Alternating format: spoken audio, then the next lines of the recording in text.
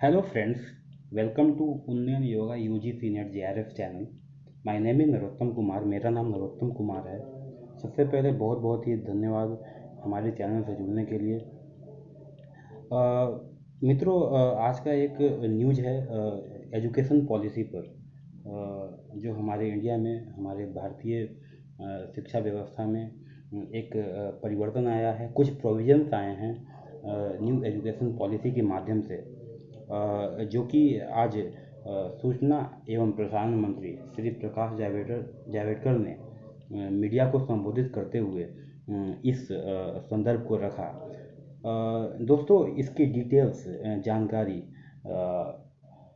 That what is the education policy and what is the new education policy, इसका गठन कब किया गया था, ये कब से चला आ रहा है, हमारी भारतीय शिक्षा व्यवस्था में क्या क्या प्रोविजंस हैं और क्या क्या प्रोविजंस लाए गए हैं और क्या क्या परिवर्तन हुए हैं, उन सब का डिटेल मैं अगले वीडियो के माध्यम से आपको बताऊंगा। बट अभी क्या इम्पोर्टेंट है, अभी क्या महत्वपूर्ण है ये जानना कि इस एजुकेशन पॉलिसी में क्या है, what are the important points and concept which are already discussed and already proposed by the union cabinet और द मोदी कैबिनेट। तो चलिए शुरुआत करते हैं, देखते हैं इस न्यू एजुकेशन पॉलिसी में क्या है। सबसे पहले इसका नाम ये रखा गया है कि नेशनल एजुकेशन पॉलिसी, नेप जिसको बोल सकते हैं, जिसका गठन 2014 में एक्चुअली किया गया था। उनके चेयरमैन थे डॉक्टर के कस्तूरी रंगन, जिन्होंने ये रिपोर्ट 2020 में दिया। और इस रिपोर्ट को आज यूनियन गवर्नमेंट, यूनियन कैबिनेट ने इसे अप्रूव किया है। इसे इसे आगे के लिए अप्रूव किया है। The Union Cabinet on Wednesday approved the new education policy with an aim to introduce several changes in the Indian education system from the school to college level. So basically union cabinet means केंद्रीय मंत्रिमंडल ने आज ही के दिन नई राष्ट्रीय शिक्षा नीति, मतलब इसमें क्या क्या प्रोविजंस है, उसको मंजूरी दे दी है। जिसका बेसिकली उद्देश्य ये है कि भारतीय शिक्षा प्रणाली में बदलाव लाना है। क्या क्या बदलाव लाना है, क्या क्या प्रोविजंस लाने हैं, उसके बारे में आगे डिटेल से जानेंगे। A single regulator for higher education institution, multiple entry and exit option in degree courses, discontinuation of MPhil programs, low stakes board exams, common entrance exam for universities are among the fundamentals of the policy। इस policy में ये बताया गया है actually कि उच्च शिक्षा संस्थान के लिए एकल नियामक मीन्स कि पहले बहुत सारे रेगुलेटर हुआ करते थे हायर एजुकेशन इंस्टीट्यूशन में। For example distance education bureau, जो दूरस्थ शिक्षा कार्यक्रम की देखरेख करती थी। और AICT हो गया, all India council of technical education, जो कि टेक्निकल कोर्सेज के बारे में देखरेख करती थी और प्रोफेशनल कोर्स के बारे में देखरेख करती थी। बट अब क्या है, इस पॉलिसी के माध्यम से ये बताया गया है कि एकल नियामक means a single regulator for the higher education institution, मतलब सिर्फ एक ही रेगुलेटर के रूप में काम करेगा जितने भी हायर एजुकेशन इंस्टीट्यूशन हैं इस इंडिया में। और इस पॉलिसी में ये भी बताया गया है कि एमफिल प्रोग्राम्स अब नहीं होगा। ये एक सबसे बड़ा परिवर्तन है, ये एक सबसे बड़ा परिवर्तन है। मैं एमफिल स्टूडेंट से यह आग्रह करना चाहूँगा, या जो एमफिल करना चाहते हैं, जो अप्लाई करना चाहते हैं, अप्लाई करने से पहले सबसे पहले ये जांच लें क्या एमफिल अब है या नहीं। तो दोस्तों, जैसा कि मैंने बताया कि आज से यह एमफिल प्रोग्राम्स बंद होने वाला है, बंद हो जाएगा, नहीं होगा।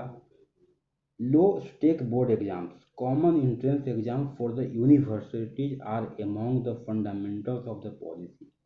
इसमें क्या है कि कम बोर्ड परीक्षा मीन्स सिर्फ क्वालिटी टेस्टिंग होगा। बोर्ड परीक्षा पर कब कम ध्यान दिया जाएगा। विश्वविद्यालयों के लिए सामान्य प्रवेश परीक्षाएं नीति के मूल सिद्धांतों में से है। जैसा कि मैंने बताया कि cabinet approves the new national education policy. What are the key changes, what are the key reforms happened in this new national education policy, let's see. चलिए हम लोग देखते हैं कि क्या क्या चेंजेज आए हैं, क्या क्या प्रोविजंस आए हैं, क्या क्या परिवर्तन आए हैं और क्या क्या परिवर्तन आने वाले हैं इस पॉलिसी के माध्यम से। MPhil courses will be discontinued, जैसा कि मैंने बताया कि एमफिल कोर्स अब नहीं होगा, अब बंद हो जाएगा अंडर द न्यू पॉलिसी, इस पॉलिसी के under. And all the courses apart from that, जितने भी कोर्सेज हैं अंडर ग्रेजुएट में, पोस्ट ग्रेजुएट में एंड पीएचडी लेवल में, वह सब अंतः विषय होंगे। अंतः विषय कहने का मतलब है कि पहले क्या होता था कि सिर्फ वन स्ट्रीम बेस्ड होता था, सिर्फ एक ही स्ट्रीम। बट अब क्या है कि इंटरडिसिप्लिनरी मीन्स अंतः विषय, मीन्स एक विषय और दो विषय को मिला करके यह सारी शिक्षा पद्धति होगी। मतलब for example in PhD, let's take an example कि पीएचडी में आप कोई रिसर्च करना चाहते हैं, तो पहले क्या होता था कि बहुत सारी यूनिवर्सिटी में सिर्फ एक ही स्ट्रीम पर आप रिसर्च फोकस कराया जाता था और करते थे।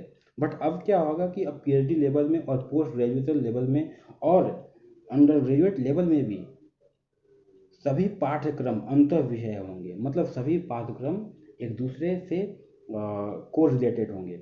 ऐसा नहीं कि सिर्फ साइकोलॉजी पढ़ रहे हैं तो फिलोसफी नहीं पढ़ेंगे, मीन्स अंतर विषय एक दूसरे से जुड़ा हुआ।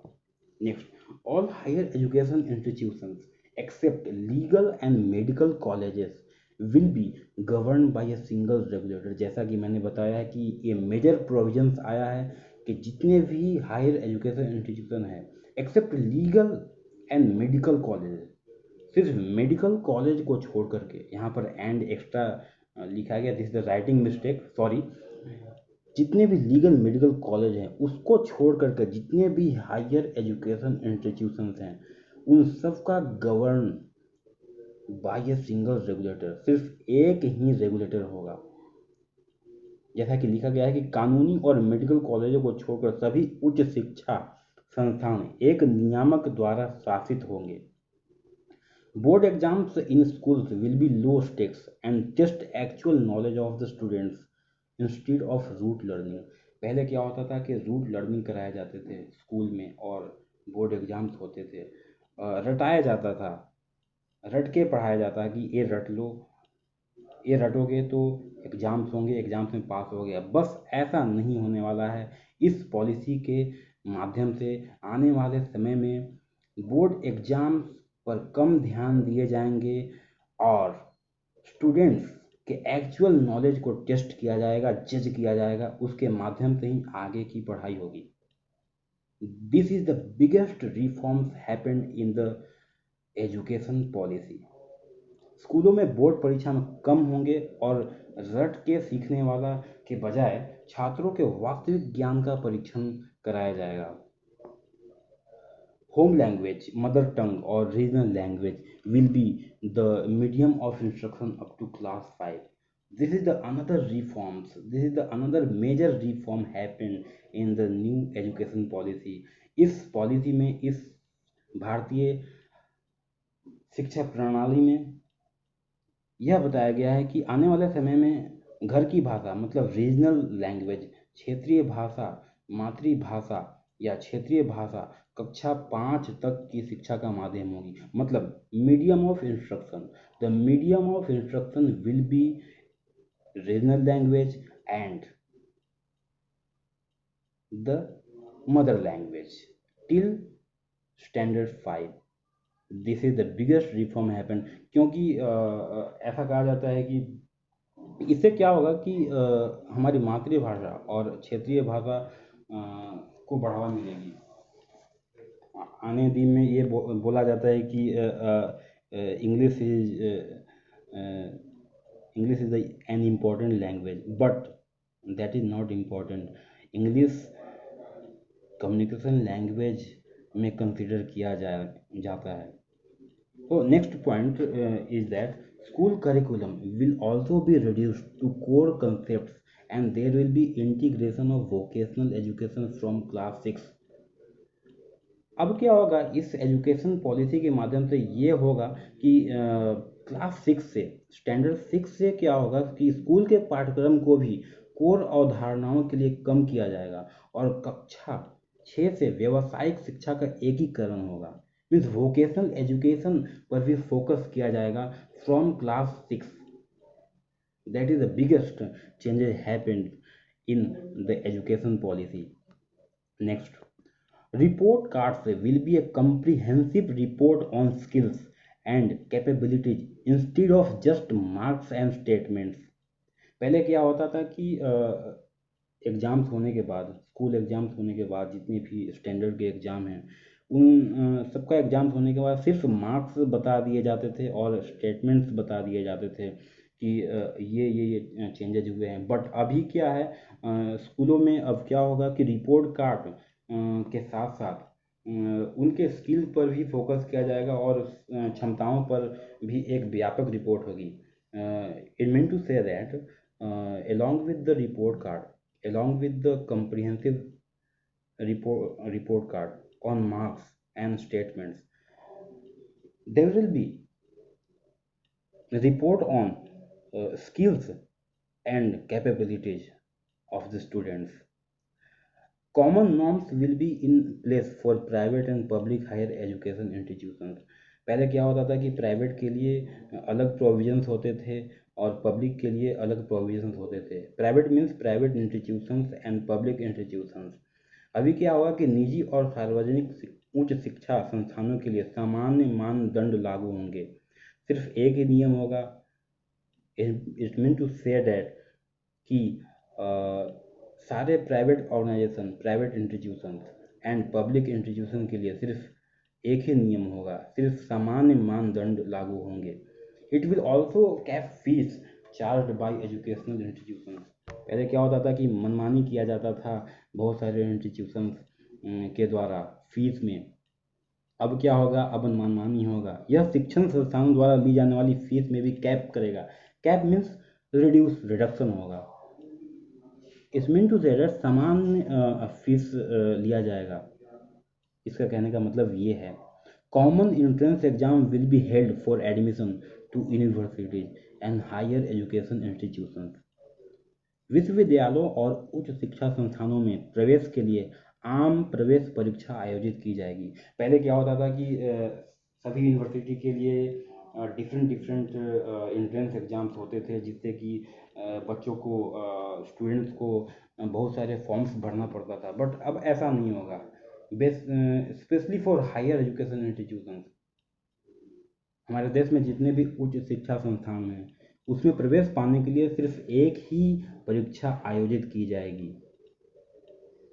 The ministry announced that there will be holistic and multidisciplinary education in terms of flexibility of subjects। मंत्रालय ने यह भी घोषणा की है कि विषयों के लचीलेपन के संदर्भ में समग्र और बहुविषयक शिक्षा होगी। जैसा कि मैंने पहले भी बताया उस पॉइंट में कि इंटरडिसिप्लिनरी सब्जेक्ट पर ज़्यादा फोकस किया जाएगा। उसके साथ साथ बच्चों को मल्टी डिसिप्लिनरी एजुकेशन में भी फोकस किया जाएगा। और इसमें यह भी बताया गया है कि फ्लेक्सिबिलिटी ऑफ सब्जेक्ट्स, उनके इंटरेस्ट के आधार पर, उनका जो इंटरेस्ट है, उनका जो पढ़ने में जिसमें मन लगता है, उस हिसाब से भी अपने लर्निंग प्लेटफॉर्म चूज कर सकते हैं। Other features include graded academic, administrative and financial autonomy of the institutions. अन्य विशेषताओं में श्रेणीबद्ध शैक्षणिक, प्रशासनिक और संस्थानों की वित्तीय स्वायत्तता शामिल है। E-courses will be developed in regional languages, virtual labs will be developed, and a National Educational Technology Forum (NETF) is being created। Students को, both school students and the higher education institute students, दोनों को ई पाठ्यक्रम क्षेत्रीय भाषाओं में विकसित किया जाएगा, वर्चुअल लैब विकसित की जाएगी और एक राष्ट्रीय शैक्षिक प्रौद्योगिकी मंच बनाया जा रहा है। There are over 45,000 affiliated colleges in our country under graded autonomy, academic, administrative and financial autonomy will be given to colleges on the basis of the status of their accreditation। हमारे देश में 45,000 से अधिक संबद्ध कॉलेज है, means श्रेणीबद्ध स्वायत्तता के तहत, मीन्स कुछ छूट के साथ एकेडमिक, प्रशासनिक और वित्तीय स्वायत्तता, मीन्स वित्तीय छूट कॉलेजों की उनकी मान्यता की स्थिति के आधार पर दी जाएगी। जैसे कि हमारे देश में एक नैक है जो मान्यता देती है, जो देख रेख करती है quality education infrastructure, and UGC भी मान्यता देती है। उनकी मान्यता स्थिति के आधार पर उनको वित्तीय छूट दी जाएगी, ऐसा इस एजुकेशन पॉलिसी में बताया गया है। Next, national mission will focus on basic literacy and basic numeracy. राष्ट्रीय शिक्षण बुनियादी साक्षरता और बुनियादी संख्या पर केंद्रित होगी। National assessment centre, this is the biggest reform. ये मैं ये समझता हूँ कि इस एजुकेशन पॉलिसी में यह एक बहुत ही बड़ा बदलाव है। National assessment centre Parakh has been created to assess the students. छात्रों का आकलन करने के लिए एक राष्ट्रीय मूल्यांकन केंद्र परख बनाया गया है। जैसा कि नाम से ही पता चलता है कि परख मतलब उसको जानना, उसको परख लेना। जैसा कि हम लोग आम भाषा में ही बोलते हैं कि मैं उस आदमी को परख लिया। इन द सेम वे छात्रों का आकलन करने के लिए राष्ट्रीय मूल्यांकन केंद्र परख बनाया गया है। NEP 2020 aims to increase the gross enrollment ratio in the higher education, including vocational education, from 26.3%, which was in 2018, to 50% by 2035। कहने का मतलब ये है कि ये जो नेप है, नेशनल एजुकेशन पॉलिसी है 2020, उसका लक्ष्य ये है कि उच्च शिक्षा में सकल नामांकन अनुपात को बढ़ाना है। ग्रॉस इनरोलमेंट रेशियो जो कि 2018 में 26.3% था, अब इसका एक टारगेट बनाया गया है कि it has to be achieve 50% by 2035। Means 2035 तक यह इनरोलमेंट 50% होना चाहिए। At least 3.5 crore new seats will be added to higher education institutions. इसके साथ साथ ये बताया गया है कि उच्च शिक्षा संस्थानों में कम से कम 3.5 करोड़ नई सीटें जोड़ी जाएंगी। The cabinet also approve the changing the name of the HRD ministry to education ministry. अभी क्या है कि आज से HRD मिनिस्ट्री नहीं रहा, means human resource development ministry. जैसा कि हम लोग बातें करते हैं कि ministry of human resource development, government of India. आज से यूनियन कैबिनेट ने, मोदी कैबिनेट ने HRD मिनिस्ट्री का नाम बदलकर एजुकेशन मिनिस्ट्री रख दिया है। इसका मतलब ये है कि आज से सेम मंत्रालय जो है अब शिक्षा मंत्रालय बन गया।